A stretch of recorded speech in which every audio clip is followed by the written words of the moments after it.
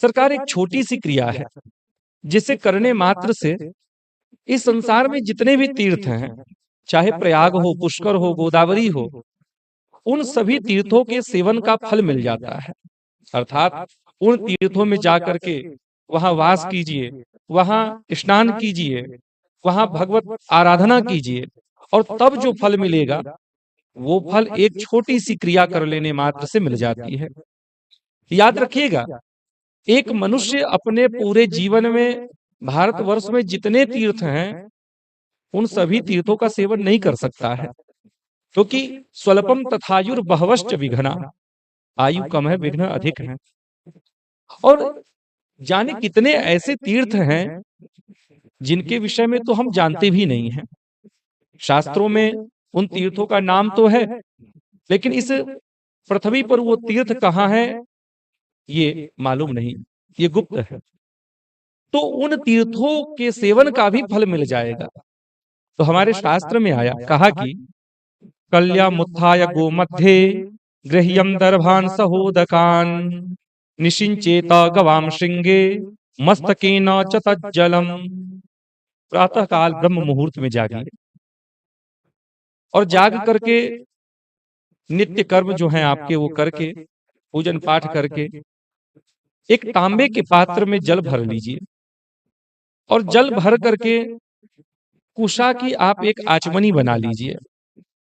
और कुशा की आचमनी बना लेने के बाद क्या करें, गौशाला में चले जाएं, या जहां पर गौ माता बंधी हुई हैं वहां चले जाएं, और उसी तांबे के पात्र में जो जल है उस जल को कुशा की आचमनी से उठा करके गाय के सींग पर छिड़कें, और सींग से वो जल गिर करके जब पृथ्वी पर आ जाए, यानी कि आपने गाय के गौ माता के सींग पर जल छिड़का कुशा से, और वो जल भूमि पर गिरा, उस जल को आप क्या करिए, जो जल भूमि पर गिर जाए सींग से होते हुए, उस जल को आप अपने मस्तक पर धारण कर लीजिए।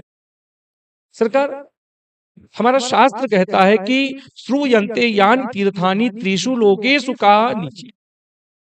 इस संसार में, तीनों लोकों में, इस संसार की बात छोड़ दीजिए, शास्त्र यहां तक कहता है श्रूयन्ते यानि तीर्थानि त्रिषु लोकेषु का नीचे। तीनों लोकों में जितने तीर्थ हैं उन तीर्थों के सेवन का फल आपको प्राप्त हो जाएगा। तो मेरे प्यारे, इतना सुंदर उपाय है। आप यदि आपके आसपास गौ माता है, आपके आसपास गौशाला है, तो आपको तो इस क्रिया का लाभ ले लेना चाहिए निश्चित ही। क्योंकि मैंने कहा ना कि एक मनुष्य, एक स्वस्थ मनुष्य अपने पूरे जीवन में इस पृथ्वी पर जितने तीर्थ हैं उन सभी का सेवन नहीं कर सकता है। और शास्त्र तो कहता है कि यानी तीर्थानि त्रिषु लोकेषु, यानी तीनों लोकों में जो तीर्थ है उन सभी का फल मिल जाता है। तो निश्चित ही प्यारे, आपको ये कार्य करना चाहिए। ब्रह्म मुहूर्त में जागिए, तांबे के पात्र में जल भर लीजिए, और बहुत सुंदर होगा उसमें गंगा जल भी मिला लीजिए, और कुशा से जाकर के गौ माता के सिंग पर छिड़कें, और वो जल सींग से होकर के पृथ्वी पर गिरे तो आप उसे मस्तक पर लगा लें।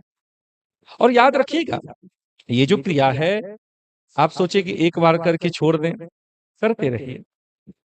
कितना समय ही लगना है, इसे करते रहिए। एक बात मैं और बता देना चाहता हूं, हमारे शास्त्र में बड़ी बड़ी क्रियाएं बताई गई हैं, बड़े बड़े उपाय बताए गए हैं, और हम करते भी हैं, सुनते भी हैं और करते भी हैं। लेकिन कितनी बार, तो एक बार, दो बार, फिर कहते फल नहीं मिला, छोड़ दो, रहने दो। करते रहिए, और थोड़ा धैर्य भी धारण कीजिए। एक किसान होता है, जब वो बीज छिड़कता है तो उस बीज को अंकुरित होने में समय तो लगता है ना। ऐसा तो नहीं है कि किसान बीज छिड़के और घबरा जाए कि भैया ये तो अंकुरित हुआ ही नहीं और छोड़ दे काम अपना। नहीं, धैर्य धारण करना पड़ेगा।